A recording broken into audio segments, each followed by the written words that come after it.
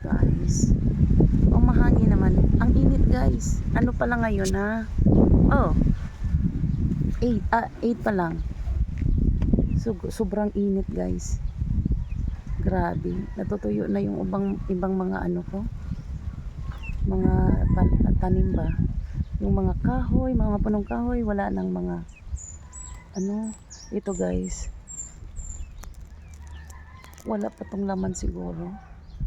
Di ko alam yung tunog ng may laman.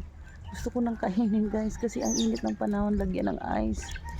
Pero parang wala pa yung ano. Meron naman doon sa taas. Aakyatin pa. So, ang hirap. Yan. Masid-masid lang muna sa paligid. Yan. Happy Sunday sa inyong lahat guys. Ay, magsimba pala ako.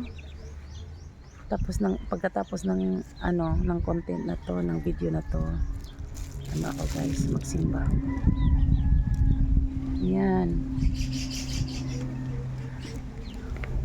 Yung mga ibon ano sila, baka nangailangan din siguro yan ng tubig guys kasi ang init na talaga. Ang daming mga ibon ngayon, grabing ibon ngayon kasi siguro tag-init.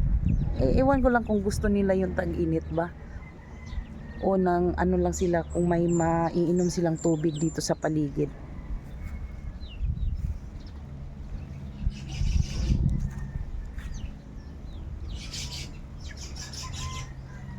And thank you guys.